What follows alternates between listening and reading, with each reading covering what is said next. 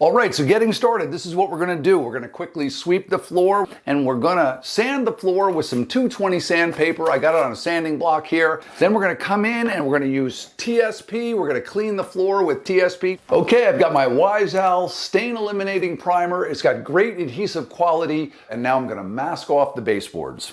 I'm gonna use a little spray adhesive on this stencil. It helps to really get tighter edges. Center your stencil on the tile.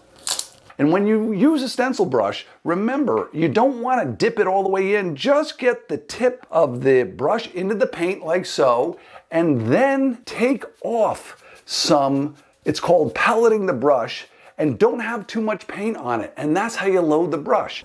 Okay, the stenciling is done and the floor turned out great. It's time to pull the masking tape, do a few touch-ups, and apply 3 coats of top coat to protect this beautiful floor. I'll be using Wise Owl 1 Hour Enamel Clear Satin as my top coat.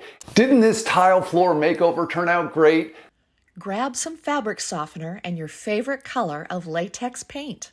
Next, take some poster board and measure and cut out squares to create a checkerboard pattern on your rug. My rug is a runner. Lay the poster board squares on the rug in a checkerboard pattern so you can make sure that all the squares fit. Don't skip this step. Mix together 1 part latex paint to 1 part clear fabric softener and stir completely. You will notice that the mixture thickens quite a bit. Add just a little bit of tap water to thin that out. Holding the poster board squares down with one hand, start to paint in the open areas between the squares. Then, while holding the square with one hand, lightly stipple the paint or dab up and down to establish the lines of each square. It's a good idea to paint all the squares lightly and then go back and fill in with more paint. Continue to add paint to each square until you get the color density that you want. Keep in mind throughout this project that jute rugs are irregular, and so your squares will have some irregularity as well. This is actually the beauty of this type of rug. This rug can be used in so many places in your home. Use in a hallway, a mudroom, or even in front of your kitchen cooktop. I hope this inspired you to put on your painter's cap and create your own checkerboard jute rug. We'll start by giving this old fence a quick sanding and then brush the dust off and we'll be ready for stenciling. We're going to start with the darker color first, Renovation Gray. I've got that ready to go. I've got a dense foam roller and a few paper towels to offload the roller so there won't be too much paint. And I've placed my first stencil, secured it with just a few pieces of blue tape, and we'll start with that. And it looks great already. Randomly place your next stencil and just continue. So now I'm going to use this stem stencil and it's got this curved section. So now we're going to use the leaf stencil and add some leaves to the stems. All right, I finished with the Renovation Gray and now I'm going to move on to white birch.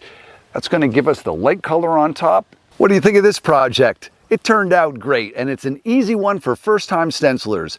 I ordered these 3 table runners online and they come in a gold shade with a mustard colored backing. I unrolled them and laid them side by side on the floor to straighten out the creases. Meanwhile, I took a pre-painted 4-foot long wooden plank. I found these heavy-duty stick-on hooks and placed 6 of them, spacing them evenly to match the width of the runners with 2 hooks per runner. Once I was happy with the placement, I peeled off the backing and attached the hook securely to the plank. Next, I located the joists on my ceiling and installed the plank using long screws. If you don't have a textured ceiling like mine, you can directly stick the hooks onto your ceiling. I got these golden chains with hooks on both ends. I threaded the chains through the pattern gaps at the top of the runners and hung one by one onto the ceiling hooks. And there you have it, a quick, stylish and functional privacy partition made with table runners, hooks and chains. It's time for a flooring upgrade in here. Let's pull up this LVP and transform this into a cozy space with carpet squares. This is a quick, easy, DIY-friendly project. We'll be adhering the carpet squares directly to this existing concrete, But don't worry if your floors are not perfect. Carpet squares are very forgiving, even on rough surfaces. Using rubber-backed carpet squares, they're perfect for concrete because they add cushioning, help insulate against cold floors, and there's no extra underlayment needed. First things first, clean that floor. Dirt and dust don't mix well with adhesives, so sweep, vacuum, and wipe it down. Using double-sided carpet tape to adhere these down, a clean surface is going to ensure a smooth stick. The carpet squares we're using do not have a pattern, so we're going to start in this corner along the back wall. For this first row, lay the line of double-sided tape, firmly pressing and ensuring it is adhering to the concrete. It should be placed near the edge of where the carpet square will be, while making sure it will be fully covered once the square is set. The second line of tape will sit between the seams of where the carpet squares will meet. See how the tape runs along the seam between both tiles? Don't pull the top layer of the tape off until you're ready to set your squares, as this will keep it free of dirt and debris. And now you're ready to cruise. Align the carpet square, set it in place, and press firmly to adhere to the carpet tape.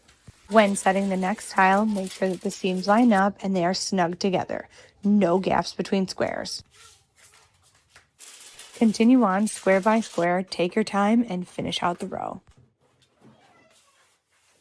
Moving on to row 2, the carpet tape will sit between the seams on both edges. Continuing on with placing and pressing down the row.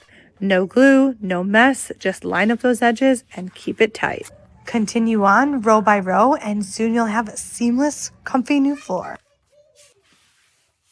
The last row, similar to the first, the line of tape will sit completely underneath the carpet square, not along the seam. But what happens at the edge, or if you need to carpet around something like a post? Not a problem. Measure out the cuts, turn the carpet square upside down, and trace it out with a pencil. Using a straight edge, score it first, and then cut all the way through. A clean, sharp blade is helpful for clean cuts. Take your time and don't stress if the edges are not perfect. Trim or baseboard will cover any small gaps. And look at that perfect fit. And just like that, new floors in under 3 hours. Budget conscious, stylish, and totally DIY friendly. Once the trim is in place, everything looks polished and professional. One of the best things about carpet squares is that they're easy to maintain. Just vacuum like normal. And if you spill something, no worries. If one gets stained or damaged, you can just swap it out instead of replacing the whole floor. And there we went from this cold, concrete, rough floor to this beautiful, cozy haven, adding warmth and comfort to this space. Head to your local Dollar Tree and pick up a lot of peel and stick subway tile. Take a degreaser spray and a rag and make sure the surface is clean. Get out the peel and stick tile sheets and begin at the top on one side of the space. Peel and stick to secure the subway tile to the existing tile. They interlock, so it makes this process a lot easier. Work your way around the tub.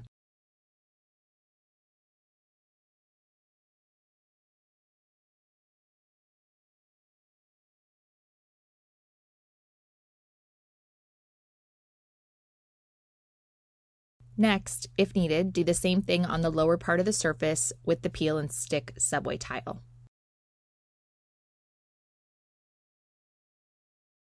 Take a metal ruler and a blade to trim the excess on the tub surface.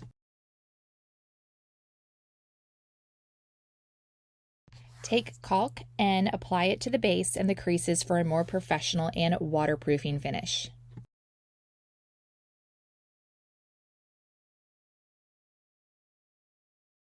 There you have it, a cheap way to create your own easy DIY subway tile backsplash for your home for less than $50. I hope this inspired you to try this DIY backsplash idea in your home. Thanks for watching Home Talk, and see you next time.